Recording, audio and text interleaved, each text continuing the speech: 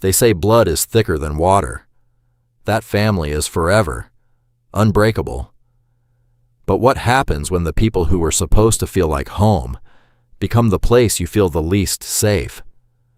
Right now, all across America and all over the world, millions of people are quietly walking away from their families. Not loudly, not dramatically, quietly. One unanswered call at a time, one shorter visit at a time, one exhausted sigh after another holiday dinner where they smiled for the photo while feeling completely alone inside. And society still treats it like a taboo, an ungrateful child, an abandoned parent, a selfish decision. But if you look closer, family estrangement is rarely about hatred. Most of the time, it's about survival, because people do not wake up one morning and casually decide to cut off the people who raised them. That decision usually comes after years, sometimes decades, of trying to make the relationship work while slowly losing themselves in the process. In this video, we're diving deep into the psychology of family estrangement. We'll uncover why these breaks almost never happen suddenly, how emotional wounds accumulate over time, and why distance sometimes becomes the only way a person can finally breathe again. This is the truth behind the silence. Estrangement rarely begins with one massive explosion. It begins with erosion, slow, quiet, almost invisible to everyone except the person living through it. From the outside, everything can look normal. Birthdays still happen. Holidays still happen. Family photos still get posted online. People still laugh at the dinner table. But underneath all of it, something is slowly wearing down. A comment disguised as concern. A joke that cuts a little too deep. A boundary ignored. A feeling dismissed. Again, and again, and again. Psychologists sometimes call this microtrauma. Small emotional injuries that seem insignificant on their own, but devastating when repeated for years. You start noticing strange things about yourself. Your chest tightens before their name even appears on your phone. You rehearse conversations in your head before family gatherings. You hide parts of yourself just to avoid criticism. You become careful, smaller, quieter. And eventually, what once felt like family dynamics starts feeling more like chronic anxiety woven into your everyday life. That's the part most people never see. Estrangement doesn't happen because someone suddenly stopped caring.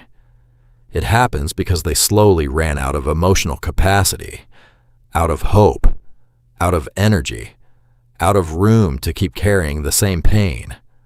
Before the distance comes exhaustion, and before the exhaustion comes years of being worn down in silence. From the outside, estrangement often looks abrupt, like someone woke up angry one morning and disappeared. Parents say it came out of nowhere. Friends say, "But you guys seemed fine." But that's the illusion of what psychologists sometimes call the volcano effect. A volcano only looks sudden to the people who ignored the pressure building underneath it. Lava forms slowly, quietly, for years. The mountain holds it in until it physically can't anymore. Family estrangement works the same way. The final argument is rarely the real reason. The holiday meltdown, the cruel comment, the slammed door. Those moments are usually just the final crack in something that had already been breaking for a very long time. To the parent, it feels like, "You cut me off because of this one thing." But inside the adult child's mind, it feels more like, "No. I walked away because this has been happening my entire life. The suffering was silent. That's why the separation looks sudden. And once the pressure finally explodes, everything changes." Long before many people choose distance, they've already been forced into roles they never chose. In dysfunctional or narcissistic family systems, children are often not allowed to simply become themselves. Instead, they're assigned emotional jobs. There's the golden child, the perfect one, the extension of the parent's ego, praised when they perform, loved when they succeed. But underneath that praise is pressure. Their worth becomes tied to maintaining the family image, even if it costs them their authenticity. Then there's the scapegoat, the one blamed for tension they didn't create. Often the most emotionally aware person in the family, the one who notices the dysfunction and quietly thinks, "This isn't normal." Ironically, the scapegoat is often the healthiest one emotionally, which is exactly why the system pushes them out first when they stop carrying everyone else's shame. Then there's the invisible child, the one who survives by disappearing, staying quiet, needing little, taking up as little emotional space as possible. They grow up incredibly independent, but deep down, they're haunted by one painful question: am I only lovable when I don't need anything? And then there's perhaps the heaviest role of all, the parentified child. The child who became the emotional caretaker for their own parents, the peacekeeper, the therapist, the mediator. The kid sitting in the back seat listening to adult problems they were never supposed to carry.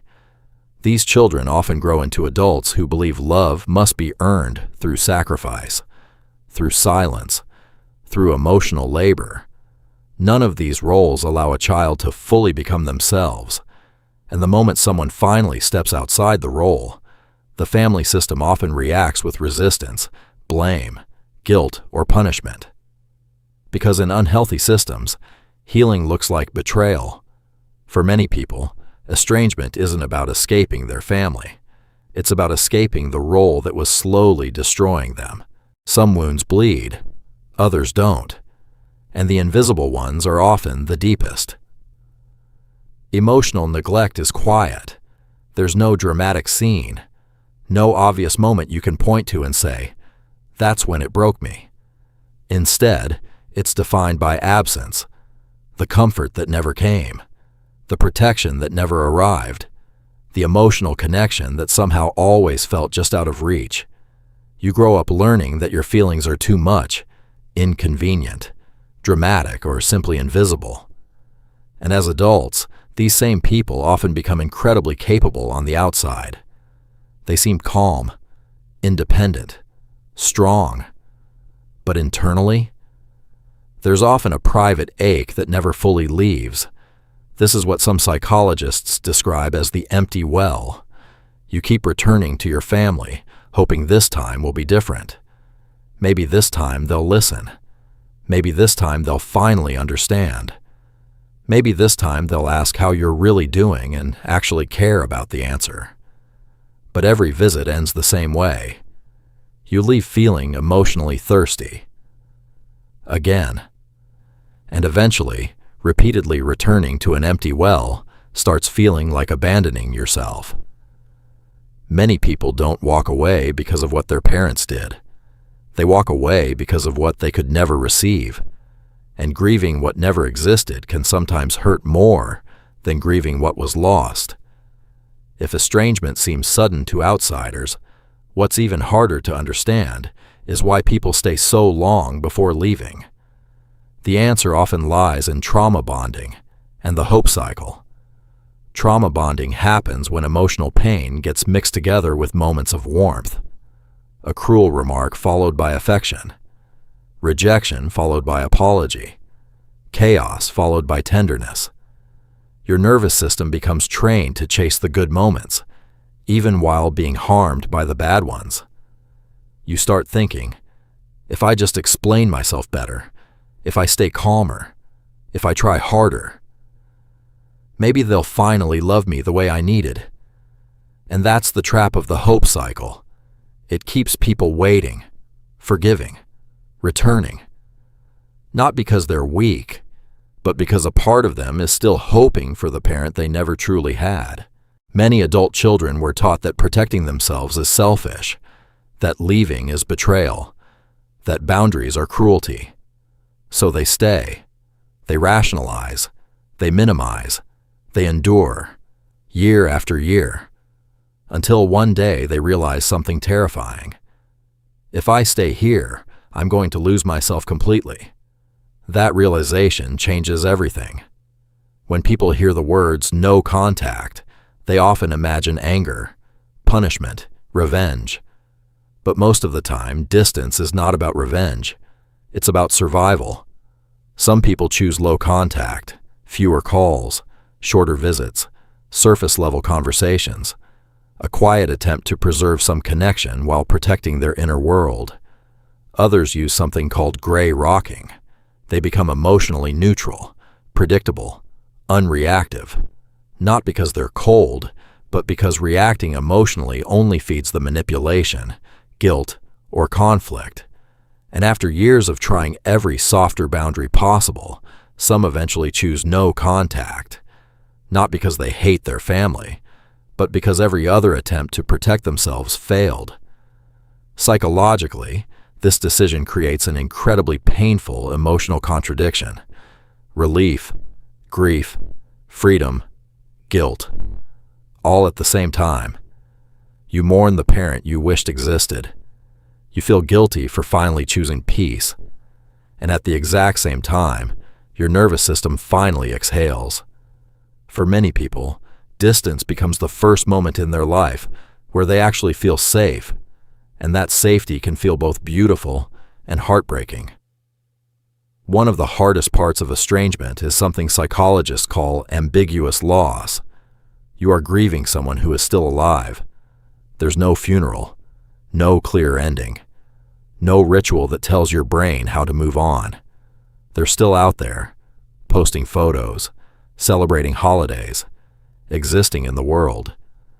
But emotionally, they feel unreachable, and the grief becomes complicated because you're not only mourning the relationship you lost, you're mourning the relationship you never had, the mother who never protected you, the father who never understood you, the family connection you spent your childhood begging for without ever saying the words out loud.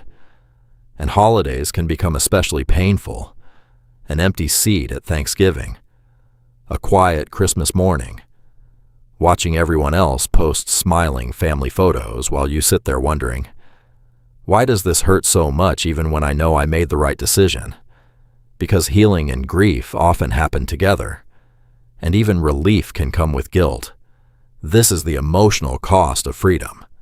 But for many people, it is also the beginning of healing. Because estrangement is often not the end of someone's story. It's the beginning of a life they were finally allowed to live. Once the chaos quiets down, something unexpected starts to emerge. A self, not the role, not the survival strategy, not the version shaped by fear, the real self. You start asking questions you were never allowed to ask. What do I actually want? What feels safe to me? What kind of life do I want to build? And slowly, you stop apologizing for existing. You stop shrinking. You stop editing yourself to make other people comfortable. You begin trusting your inner voice again. Many people who walk away also make another quiet promise. This pain ends with me. They refuse to pass down the emotional starvation, the chaos, the conditional love.